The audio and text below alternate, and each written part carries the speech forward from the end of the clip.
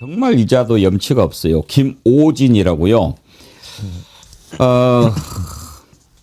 원래 국토부 차관을 했어요.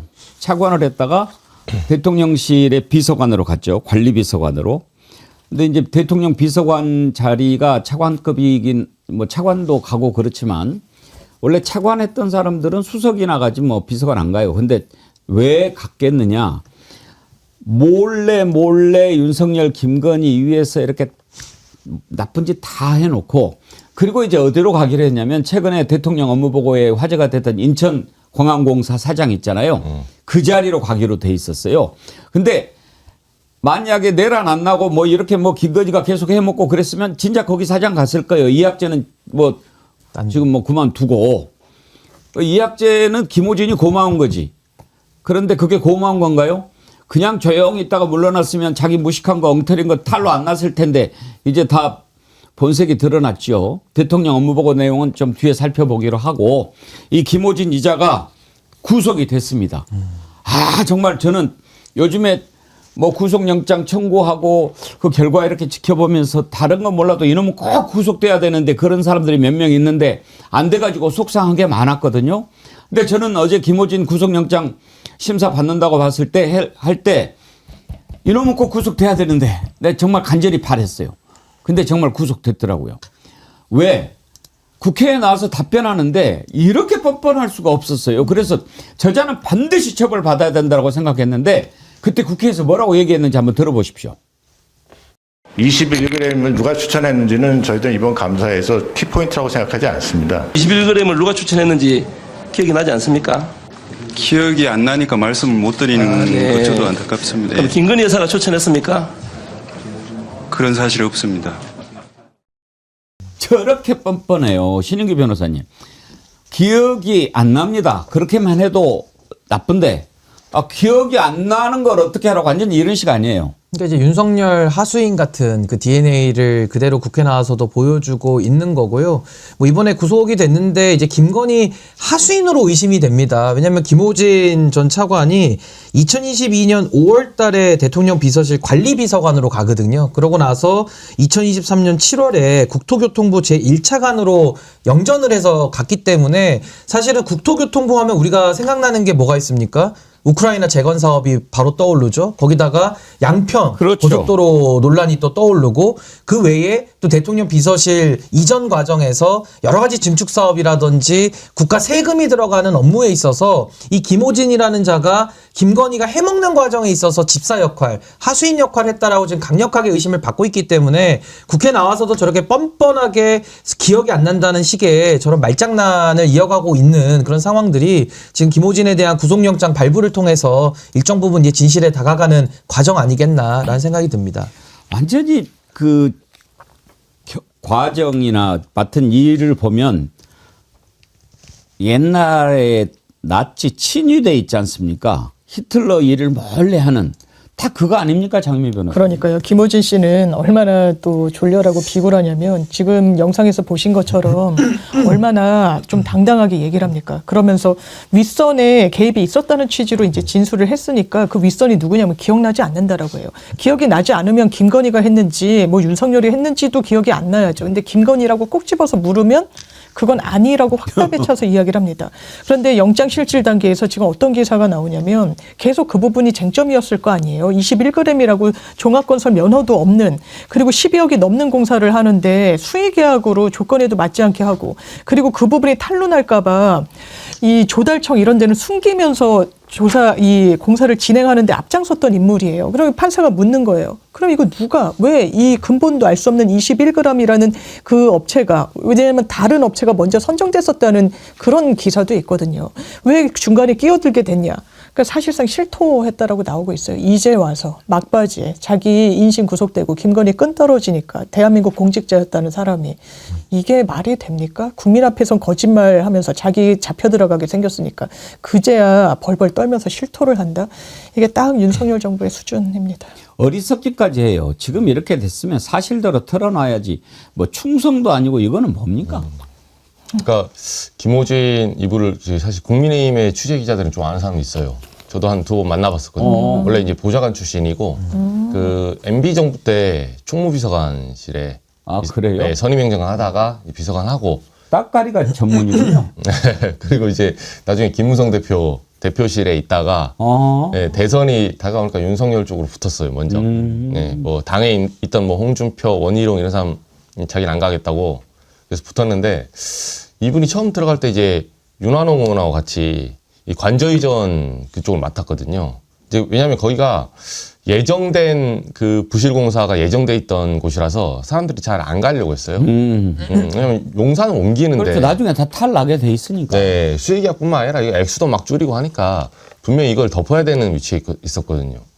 근데 나중에 얘기를 들어보니까 여기가 21g 감사원 감사할 때 이거 묘하게 이 21g 이 업체 이름도 이상하잖아요. 이게 왜 21g이냐? 사람이 죽었을 때 영혼의 무게라는 거죠. 무게가 이거부터 이제 시작을 해서 여기 대표의 이제 와이프가 샤넬백 그 김건희가 받은 샤넬백을 바꾸러 간 사람이에요. 그래요. 네, 거기다 돈 200만 원 얹어가지고 바꿔줍니다. 네, 그리고 감사원 감사할 때 21g 대표를 한번 부르거든요. 실제로 부르는데 제가 감사원 내부 취재할 때 공문을 보내가지고 부르니까 감사원에서 난리가 나요. 그 감사원의 소위 말해서 상부 쪽에서 윤석열 측근들이 이 사람 왜 부르냐 해서 21g 대표한테 다시 오지 말라고 전화를 합니다. 그랬더니 그 사람이 뭐라고 하냐면 왜 전화로 하냐 문서를 남겨주라 내가 안 가는 거는 감사원의 요청에 의해서 안 가는 거다 해서 이메일을 따로 보내줘요.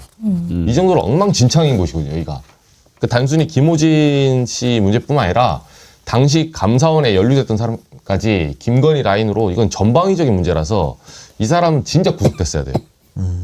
그래서 사실은 이번에 내란 특검 발표에서 김건희가 빠진 게 그게 과연 온당한가 이런 걱정들을 많이 하는 거죠. 지금 말씀하신 21g 거기 대표가 김태형인가 됐잖아요. 네. 그 김태형 대표하고 김건희 관계도 보면은 정말 복잡해요. 아니 단순해요. 어떤 관계냐. 이 김태형이 국민대 석사 학사로 있을 때 김건희가 강사로 있었다는 거예요. 그러면서 그 인연을 가지고 허바나 콘텐츠 협찬도 하고 사무실 공사하고 전시 공사하고 다 이랬던 아주 사적인 극히 개인적인 인연인데 이게 이제 취임식에 초청하고 관저 불법 공사에 동원되고 이랬던 자거든요. 공직을 조금이라도 해본 사람은 이런 경우에 아까 이정주 기자님 얘기하신 것처럼 안 맡으려고 그래요. 아이고 이거 탈난다 나중에. 그래서 그냥 다 도망가는데 어리석고 그런 사람들은 그냥 들어가는 거죠.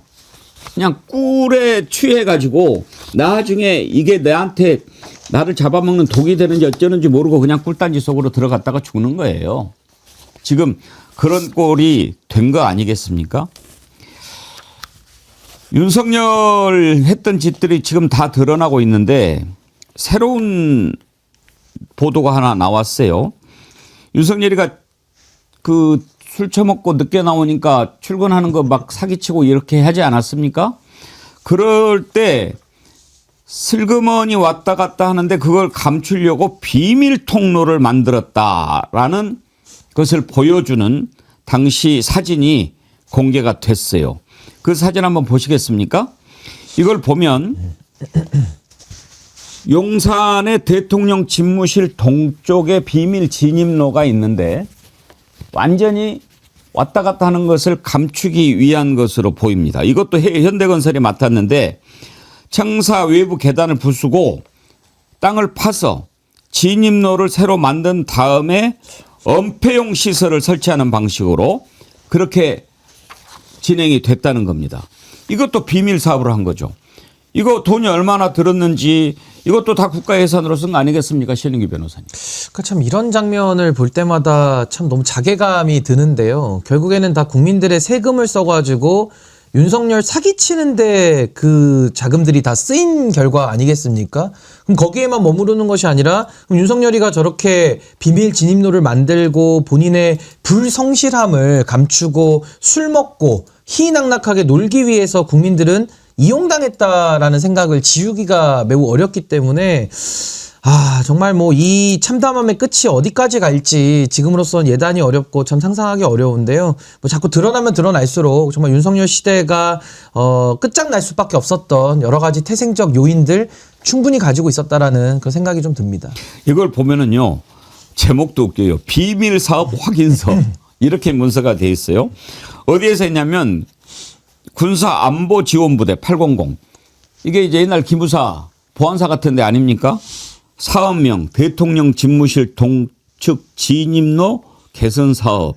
아니 그걸 왜 비밀 사업을 합니까?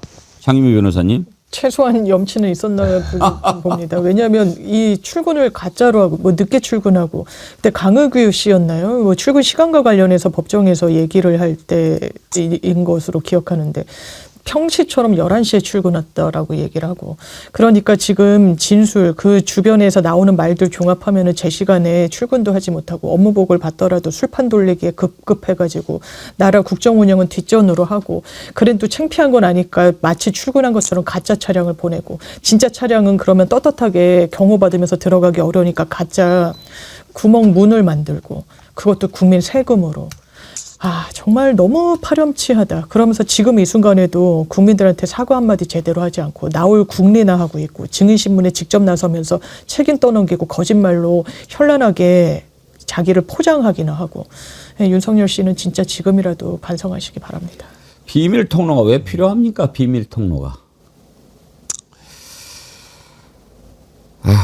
참 요즘에 이재명 대통령 업무 보고가 아주 화제가 되고 있는데 이재명 대통령 표현대로 넷플릭스보다도 재밌다고 하는 분들이 많이 있죠.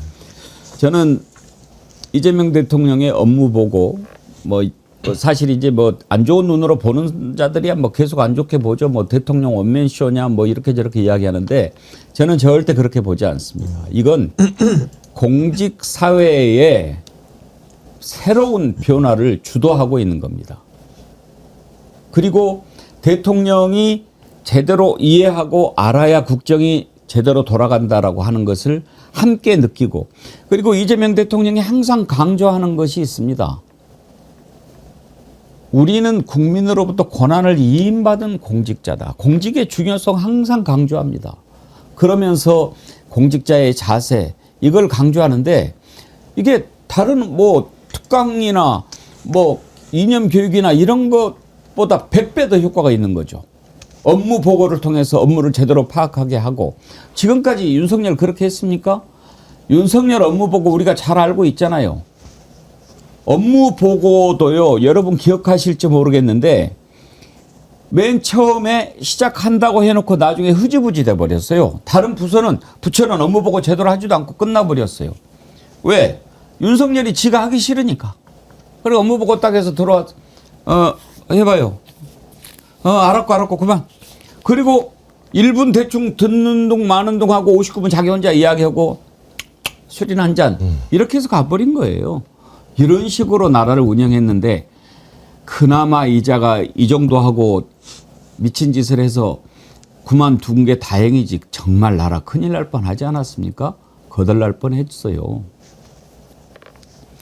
자 이제 윤석열에 대해서 일단 우리가 가장 걱정하는 것은 1월 18일 구속 기한이 끝나는데 어떻게 될까 하는 것 아니겠습니까? 지금 내란 전담재판부 수정안이 만들어져서 지금 이제 그걸 통과를 시키려고 하는데 이 정도면은 뭐 위헌 논란은 없겠지만 이게 이렇게 돼가지고 조의대를 꼼짝 못하게 할 수 있을까 하는 것에 대해서는 아니올시다잖아요. 어떻게 될지 한번 지켜봐야 되겠고요. 오늘 윤석열 구속기한 만료와 앞으로 재판에 대해서 어떤 시각으로 봐야 될지 2부에서 우리가 좀 자세히 짚어보려고 여러분 아마 잘 아실 거예요. 유승익 소장이라고요. 헌법학자입니다. 참여연대 사법감시센터 소장으로 계시는 분을 모시고 자세히 한번 들어보도록 하겠습니다. 일단 윤석열과 관련해서 지금 여러 가지 기소도 돼 있고 지금 수사 진행되고 있는 게 있지요. 그런데 그 중에 하나 체포 방해 혐의와 관련해서 기소가 됐는데 이게 지금 1월 16일 날 선고 날짜가 잡혔습니다. 이건 의미가 있죠. 일단 구속기한 만료 전에 여기에서 윤석열에 대해서 실형이 선고가 되면 뭐 계속 이제 구속 상태가 되는 거예요. 그 전에 12월 23일 날 또 이적재와 관련해서 구속영장 심사가 있으니까 그때 구속영장 발부가 돼도 우리가 윤석열이 풀려나는 꼴 봐야 되는 건가 걱정 안 해도 되는 거니까요.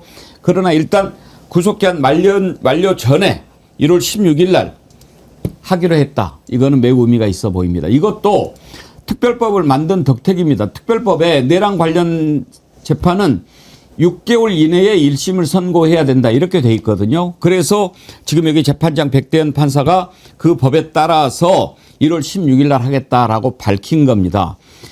먼저 들어보시죠. 내란특검법 제11조 제1항에 따르면 특별검사가 공소제기한 사건의 1심 판결 선고는 공소제기일부터 6개월 이내에 하도록 되어 있습니다. 이 사건 특별검사가 공소를 제기한 날짜가 2025년 7월 19일이므로 2026년 1월 19일 이전에 1심 판결 선고가 이루어져야 해서 이 사건 판결은 2026년 1월 16일에 해야 할 것으로 판단됩니다. 최종 변론 후 변론 종결까지 진행하도록 하겠습니다. 만약 12월 19일에 변론 종결이 시간상 여의치 않을 경우 12월 26일에 한 기회를 더 예, 장미 변호사님, 네. 특검법에 저렇게 규정이 돼 있으니까 맞습니다. 그렇게 한다는 건데 만약에 그대로 하지 않으면 재판부가 법을 위반하는 게 되죠. 그런 셈이 되는 것이기 때문에 특검법을 검토해서 이 기소된 시점으로부터 6개월 안에 우리는 선고를 하겠다고 해서 일종 조율을 한 거고요. 거기에 대해서 윤석열 전 대통령 변호인 측에서는 내란 재판이 먼저 시작됐고 그걸 선행 판결로 우리가 참고를 해야 되고 거기에서 더 이 내란의 본질적인 부분에 대해서 이루어지고 있으니까 그 판결을 보고 선고를 해도 늦지 않다라고 했지만 백대현 부장판사가 이야기했듯이 쟁점이 완전 달라요. 이거는 자기 경호처를 용병처럼 사병처럼 부린 겁니다. 2중, 3중으로 막을 씌워서는 총이라도 들고 위협이라도 해라. 여기서는 뭐 이런 게 충분히 가능하지 않냐라고 사실상 폭력을 그리고 공무집행 방해를 종용하고 강요했어요. 사지로 몰아넣었던 겁니다. 이건 내란과 무관하게 대통령이라면 공직자라면 이래서는 안 되는 건데 오히려 공무의 집행을 방해하는 그 혐의 아마 저는 어떤 재판부 대한민국의 어떤 판사를 그 자리에 갖다 놔도 이거는 무죄 판결을 쓸 수가 없다. 내란은 그거대로 판단받으면 되고 그 단죄에 대한 공무집행 방해에 대해서는 1월 16일 날 충분히 나올 수 있다고 생각합니다.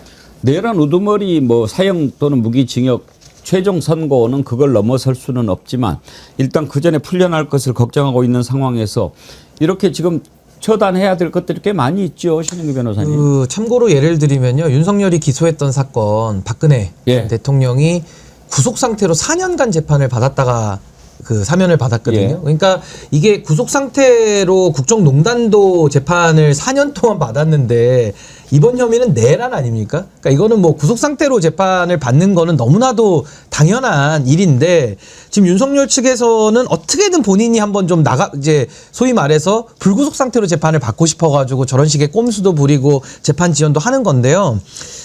이게 법이라는 것이 사실은 사회적 합의이기도 하고 누가 해석하더라도 일정하게 같은 의미로 해석을 해야 되는 것인데 최근에 뭐 조희대 체제하에서 지기현 재판장 같은 사람들이 튀어나오고 또 영장 전담 판사들이 그 고무줄 기준을 가지고 영장을 줄 기각하다 보니까 국민적인 의구심과 불신이 높아진 건 사실입니다만은 아무리 정치 투쟁을 해도 법으로는 이길 수가 없는 겁니다. 법으로 정하는 데 있어서 그걸 정치투쟁식으로 해서 법이 후퇴를 한다? 그건 있을 수 없는 일이기 때문에 저는 백대현 재판장이 지난번에 이진관 재판장과 마찬가지로 엄정하게 저는 법을 지금 잘 적용하고 있다는 생각이 들기 때문에 아마 이 사안에 대해서도 1월 16일 날 전 유죄가 선고될 걸로 보고 윤석열이 절대 바깥에 나오는 일은 있어서도 안 되고 그럴 가능성은 없다. 전 그렇게 생각합니다. 걱정 안 해도 되겠습니까? 일단은 지금까지 보여주는 이진관 재판장이나 백대현 재판장 같은 경우는 통상적인 법관의 일상적인 재판 업무로 전 하고 있다고 보기 때문에 제가 지금 예상한 게 그분들이 맞다고 특별한 봅니다. 게 아니죠. 그게 원칙이죠. 그분들이 정상으로 하고 있는 거죠. 근데 비정상인 조희대, 천대엽, 지기현과 영장전담 판사라고 하는 이 소위 조희대 라인들이 지금 사법부를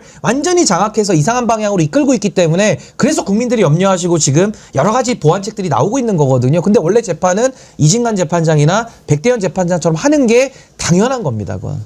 그러니까 지기현이 믿고 어떻게 나 1월 18일쯤 다시 한번 또 이렇게 풀려날 수 있지 않을까 기대했다가 1월 16일 날 한다고 그러니까 사실 그 전에 12월 23일 날도 구속영장 발부가 될 거예요. 근데 지금 윤석열은 상당히 당황했던가 봐요. 그러니까 지금 구치소에 있으면 혼자서 막 이런 상상 저런 상상하는 것 같은데 자기한테 유리할 대로만 상상을 했던가 봐요. 어제 그 1월 16일 날 선고한다라고 하니까 막 뭐라고 장황하게 얘기를 하던데 제가 이렇게 재판정 중계하는 모습을 보면서 윤석열이 얘기하면은 유심히 좀 들어보거든요. 뭐라고 씨부리나 좀 공부도 하는 차원에서. 그런데 어제는 이렇게 쭉 듣다 보니까 짜증이 확 나더라고요. 이게 일단 궤변이잖아요. 그리고 막 뭐라고 하는데 이제 너 그만 보고 싶어 이런 생각이 확 들던데요. 여러분은 어떠셨어요? 한번 들어보십시오. 이 증거들이 현역 군인들, 사령관들 재판뿐만이 아니라 제 사건 재판에서도 엄청나게 다퉈지고 탄핵되고 있습니다. 뭐 예를 들면 박종근의 증언 같은 거는 뭐 완전 거짓말로 다 드러났는데 이런 그 많은 증거들을 그냥 놓고 판단하기가 국회의 정치적 통제인 계엄 해제 요구를 무조건 받아들이게 해왔기 때문에 상대적으로 대통령의 계엄 선포에 대해서도 대통령의 판단을 존중해야 된다는 그것이 있는 건데 내란에 해당하지 않는다라고 한다면은 대통령의 이 판단권이 존중이 돼야 되기 때문에 결국은 그 심의권 침해라는 것 자체가 허물어져 버리기 때문에 지금 저 짧은 말에 때문에가 한 서너 번 나오죠. 저는 저게 무슨 증세인가. 이제 그 술에 쩔어 살다가 잠시 술을 끊었을 때 약간 온전한 상태로 왔다가 이제 다시 또 어떤 그것을 겪는 그런 시기가 아닌가 했는데 어제 들어보니까 무슨 말인지 잘 모르겠더라고요. 어떻어요? 네. 아니 일단 본인은 좀 작전이 있었던 것 같아요. 내란 재판에 대해서 무죄 내지는 본인 변호인들이 조금 이제 풀려날 수 있게 믿었던 것 같아요. 근데 특수공무집행방해가 먼저 앞서서 나오니까 당연히 당황할 수밖에 없고 이건 무조건 유죄 나오거든요 지금. 그리고 이 부분에 대해서 뭐 당연히 내란은 우리가 상식적으로 무기징역 내지는 지금 사형 나왔던 게 정상이고 특수공무집행방해도 이게 지금 사실상 살상무기를 경호원들에게 보여줘라. 이게 우리나라 소위 말해서 폭력을 독점하고 있는데 대통령은 행정권을 잡고 있기 때문에 그 폭력을 합법적으로 사용하는 경찰과 경호처 간에 내전을 일으키려고 한 거예요 사실상. 그래서 요게 형량이 그렇게 낮지 않게 나올 거라는 얘기가 많이 나오더라고요. 근데 지금 저게 윤석열의 망상이 아니고요. 아주 현실적인 전략을 짠 겁니다. 그게 뭐냐면 조희대 대법원장을 일단 박아놨잖아요. 그럼 윤석열이 생각한 거는 직위원까지는 구속취소 인용 결정까지 만들어냈고 근데 그거 헌법재판소에 영향 미치려고 했는데 그 실패했죠. 그 다음에 이제 생각한 게 뭐냐면은 재판 받으면서 여러 가지 뭐 관할권 위반이니 뭐니 주장해서 우리는 공소기각이나 무죄로 직위원 재판장을 통해서 나간다. 이제 이런 결론을 내리고 이제 재판에 임한 건데 어디서부터 이게 틀어졌냐면요. 이진관 재판장입니다. 이진관 재판장에게 이제 한덕수가 배당이 됐는데 예. 한덕수도 사실은 영장 재청구해서 구속시키는 게 맞거든요. 그렇죠. 근데 영장 전담 판사까지는 조희대 영향력 안에 있기 때문에 장악이 돼서 한덕수를 끄집어낸 거예요. 그럼 원래는 불구속 재판이면 1년, 2년 길어지거든요. 근데 이진관 재판장이 이거 잘못 걸렸죠. 구속 재판보다 더 빨리 끝내는 거예요, 재판을. 그러니까 앞에서 끌어주니까 윤석열은 당황했고 그러다가 이제 특검의 추가 기소권이 이 체포 방해 부분은 백대현 재판장한테 배당이 되다 보니까 여기도 지금 돌발 변수가 생긴 겁니다. 윤석열 입장에서는. 근데 저거는 윤석열의 망상이 아니라 아주 현실적으로 조희대 체제하에서 본인들이 전략적으로 이거를 이용해 오고 깽판을 치면서 재판을 지연시키는 전략을 쓴 건데 이게 지금 무너지게 생겼죠. 무너지니까 당황한 거죠. 서울중앙지법에 판사가 지금 360명 있거든요. 거기서 민사판사 뭐 여러 가지 다른 재판부 빼면 형사 관련된 판사들 한 180명 될 겁니다. 그 180명을 다 장악할 수는 없거든요. 없죠. 그러니까 자기들이 일부 포스트들을 장악을 해서 윤석열 구출 작전을 시도를 했으나 이진관에서 막힌 것이 백대현 재판장으로 마무리가 되는 이런 상황 속에서 지금 윤석열은 구속 상태로 계속 재판을 받을 수밖에 없겠구나. 상당히 지금은 당황한 그런 상황이 된 걸로 저는 보여집니다. 윤석열이 당황하면서 막 뭐 주절주절 되는 것을 보면서 저하고 생각 같이 하시는 분들이 많으세요. 드로잉님, 당최 문장이 끝나질 않네. 정필성님, 어제 구속된 이후로 도리도리가 제일 심했습니다. 세계 보스님 토 나올 것 같아요. 보스 형님 TV님 나 지금 떨고 있니로 들림. 정말 그래요. 당황한 것 같아요. 그런데 이렇게 얘기하는 이유가요. 최근에 이진우 수방사령관이 예. 증언을 할 때 자기를 이게 끌어내라고 한 게 의원들 끌어내란 게 아니었다. 병력들이 공격을 당하면 뭐 거기에 대해서 끌어내라고 했다고 말을 바꿔요. 그러니까 지금 관계자들의 증언이 탄핵되고 있고, 그러니까 내란이 불법, 그러니까 이었다는 부분이 탄핵되고 있다고 윤석열 씨가 이야기할 수 있는 건데, 이진우 전 사령관 같은 경우에는 일단 본인이 아니라고 잡아떼지만 기라고 얘기했던 진술이 있고, 또 그때 그 옆에 수행을 하던 부사관이 윤석열 음성을 들었다고까지 매우 구체적으로 얘기를 해요. 그 끌어내라 뭐 이런 것과 관련해서. 그러니까 이 사건을 제대로 마무리를 지으려면 본인은 잘 못하고 변호인이라도 한 발짝 떨어져서 객관적으로 봐줘야 돼요. 이 전체 틀을 잘 봐주고 이진우 얘기, 곽종근 얘기, 그러면 그 무게감을 어떻게 재판부가 볼지에 대한 정확한 그 형량 이런 게 지금 돼야 그나마 살 길이 열릴 텐데 당사자는 완전히 헤매고 있고 못하고 있고 변호인들이 거기에 완전 부하수행하고 있는 거예요. 그러니까 사건이 산으로 가면서 엄벌을 자초하고 있다 이런 생각이 듭니다. 지금 윤석열 앞으로 재판을 쭉 지켜보면 본인들이 처음에 계획했던 대로 갈 거라고 생각했는데 지금 지적해 주신 것처럼 이런저런 돌발 변수들이 나오죠. 내란도 지 뜻대로 안 됐는데 재판이 지 뜻대로 되겠습니까? 착각해서 빨리 벗어나야죠. 그래서 저는 이 시점에서도 우리가 이진관 재판장을 정말 칭찬하지 않을 수가 없는 거고 너무나도 당연한 건데요. 이진관 재판장이 또 그렇게 전면에서 소신 있게 해주다 보니까 또 백태현 재판장도 아주 원칙대로 이렇게 잘 하고 있는 거 아닌가. 그런 식의 왜 혼자서는 어렵거든요. 여럿이 판사들이 이 중개되는 재판들 또 국민들의 평가를 들어가면서 아 우리 사법부 조희대가 벌인 사법부를 판사들이 그래도 지켜내야겠다라는 나름의 사명감도 좀 작동하고 있는 거 아닌가라는 생각도 좀 듭니다. 어때요, 이정주 기자님? 요즘 법원 내부에서 야 이거 이렇게 하다는 우리 지금 검찰장 난다 막 이런 걱정들 안 합니까? 일단 취재는 해보면 판사들은 좀 조용해요. 그러니까 본인들 검찰에 비해서는 목소리를 좀 원래 덜 내는 편인데 요즘은 그 조희대 대법원장 조희대 커트에 소위 말해서 민낯이 좀 많이 나온 거에 대해서는 그 전에는 좀 반발이 좀 있었거든요. 사실은 그 약간 내란 재판부 문제나 위헌 문제나 이런 부분에 대해서 조짐이 좀 있었는데 조희대 대법원장이 소위 말해서 유리할 때만 얘기를 하고 자기 불리할 때는 쏙 빠집니다. 그 대표적으로 이제 판사들한테 직접 저희가 취재할 때 좀 물어보면 그런 비판도 많이 해요. 이건 너무 심하다. 왜냐하면 결과적으로 이진관 판사 재판부가 재판하는 와중에 변호인들에게 위협을 당하고 있었어요. 그거 일주일 내내 법원행정처가 입장문 하나 안 냅니다. 사실 대법원장이 입장을 내야죠. 본인이 밑에 있는 관리하는 부하 직원들이 지금 신체적인 위협을 당하고 있지 않습니까? 그럼 기관장이 내야 되는 거예요. 그런 부분은 그럴 때는 굉장히 조용하고 서부지법 난동 때도 대법원장 입장명이 절대 안 나오잖아요. 네, 그리고 계엄 이후에도 최근에 얘기 보면 뭐 계엄이 그때 잘 해제돼서 뭐 다행스럽다 이런 식의 멘트들 그리고 뭐 이럴 때일수록 법원이 더 열심히 하겠다 그게 아니라 계엄 직후에는 불법 계엄이라고 지정을 해줘야 돼요. 사법부 수장이라면. 근데 그런 부분에 대한 이제 모든 종합적인 좀 내용이 일반 평판사들 입장에서는 조금씩 진실이 드러나고 있죠.